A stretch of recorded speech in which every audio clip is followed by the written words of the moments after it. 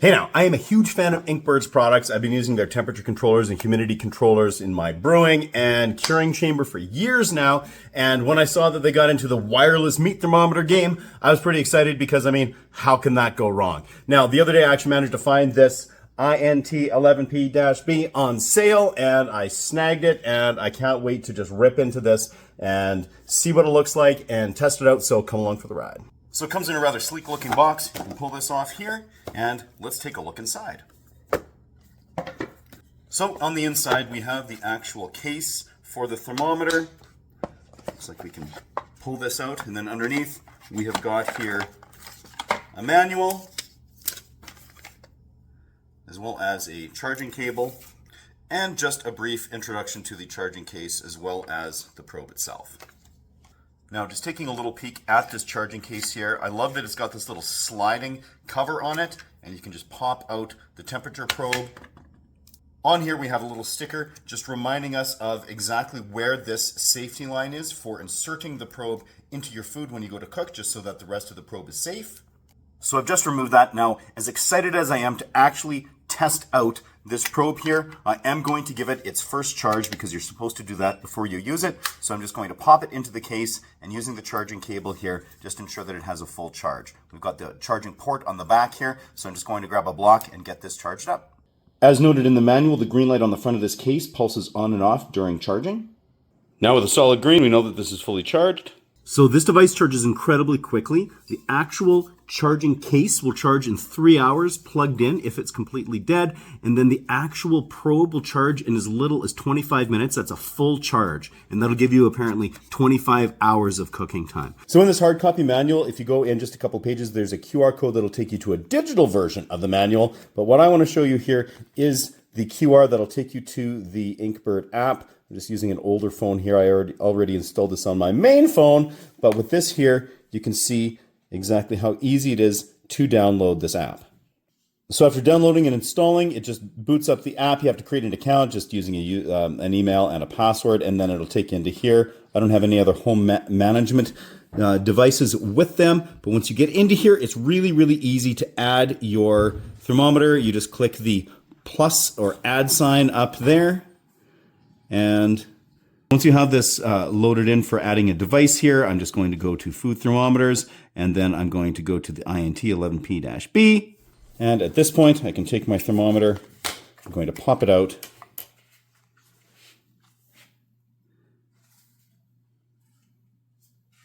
And there we go.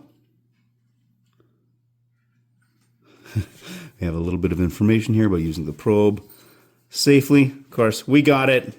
And within a couple of seconds, it's got this all set up here and we are ready to use. You can set up your cook. You can do anything you want at this time. Right now, it defaults to Celsius, but you can set that to Fahrenheit as well, which I'm going to do because I still think in Fahrenheit. Okay, we're just going to get a little chicken on here. This little Portuguese style chicken all spatchcocked.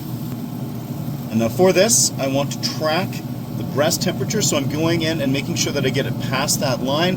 So we've got ambient being tracked out here and then the internal temperature of the breast. And now you do want to ensure that the case here is close to the temperature probe, so I'm just going to leave it here. Fortunately, this has the magnets on it. That's a really nice feature. It just attaches super sweet here to the smoker.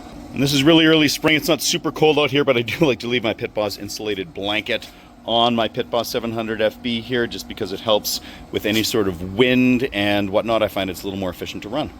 I'm half hour into the cook here, and I gotta say I'm really impressed with this so far. As far as the actual connectivity to this unit here, I had to go out into my front yard, and actually then it was going through like multiple walls, lots of interference there before this started to actually lose connectivity. So that's better than other wireless probes that I have used before. One other thing that I'm really finding impressive is that the ambient temperature sensor on that probe is sticking very quite closely to what I have on the smoker unit. Other devices that I've used before, I found that the temperature of the meat, which is quite a bit colder than ambient, at least initially, would really throw off that temperature reading.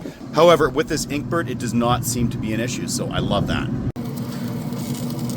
After a couple of hours of cooking here, this chicken is looking gorgeous. This Inkbird meat thermometer has really helped me hit my temperature. Just a couple degrees shy of where I want to go, so I'm going to pull this off here.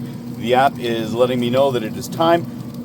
I'm super happy with the app. Looking at the data on that, it showed the slight temperature swings that I expect here with this pellet smoker, but also the ambient temperature tracking seemed to be really, really accurate, and I'm incredibly pleased with that. And now that I'm done with this probe, I can take it and just pull it straight out. At this point, this could be washed in the dishwasher, but I'm just going to use as a little soap and water on a scrubby, and it'll all be cleaned up.